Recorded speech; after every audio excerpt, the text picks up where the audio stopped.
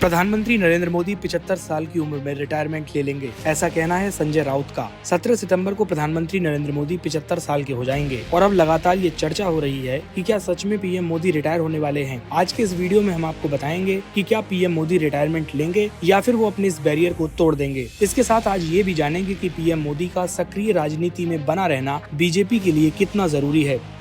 दरअसल कुछ दिनों पहले शिवसेना के नेता संजय राउत ने प्रधानमंत्री नरेंद्र मोदी को लेकर एक बड़ा दावा किया था। उन्होंने अपने बयान में क्या कहा था, सुनिए। सितंबर में रिटायरमेंट का एप्लीकेशन लिखने के लिए शायद वो आरएसएस मुख्यालय गए। मेरी जो जानकारी है 10-11 साल में कभी मोदी जी गए नहीं। मोदी जी गए हैं, वो बताने के गए हैं मोहन राव भागवत जी से कि टाटा बाय बाय, मैं जा रहा हूँ।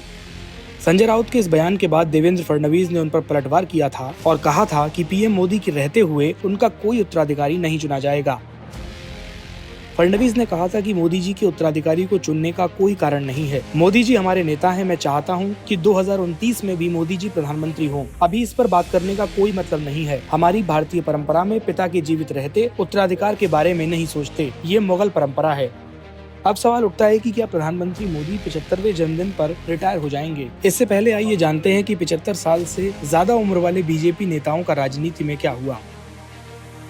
दरअसल 2014 में ये बात सबसे ज्यादा साफ हुई क्योंकि उस समय प्रधानमंत्री मोदी के नेतृत्व में बीजेपी ने आडवाणी और मुरली मनोहर जैसे दिग्गज नेताओं को सक्रिय राजनीति से दूर कर दिया था, जिसकी जगह नए नेताओं को राजनीति में आने का मौका मिला। हालांकि ऐसे किसी भी नियम का उल्लेख बीजेपी में नहीं है।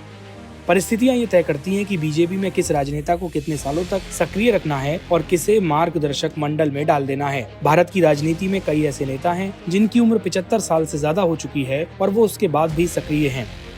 इनमें सबसे प्रमुख रूप से शरद पवार, मल्लिकार्जुन खड़गे, सांसद HD देवेगौड़ा, फारूक अब्दुल्ला, सोनिया गांधी और अवधेश प्रसाद का नाम शामिल है। बीजेपी कई बार 75 साल से ज्यादा उम्र वाले नेताओं का पत्ता काट चुकी है।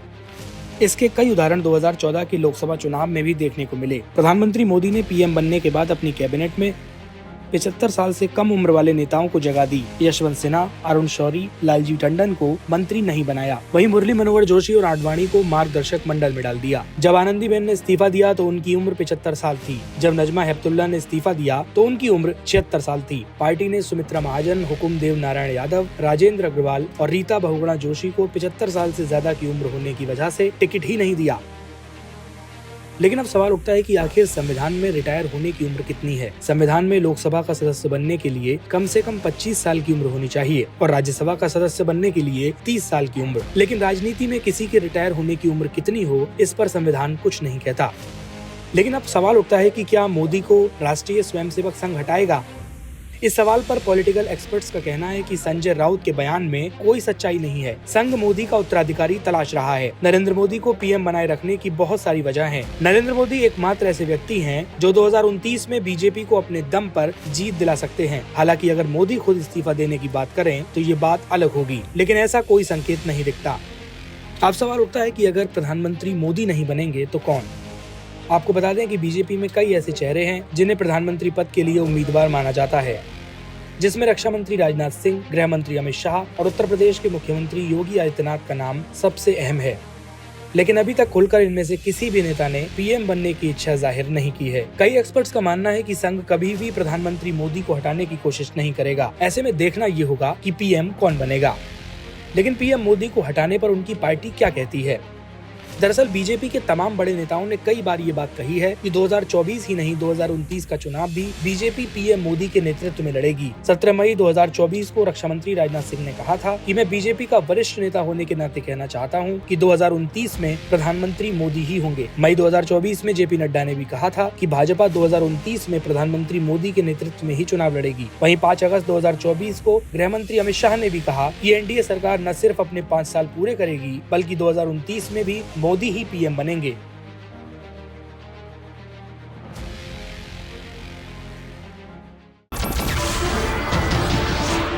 नमस्कार, मैं हूं मानक गुप्ता।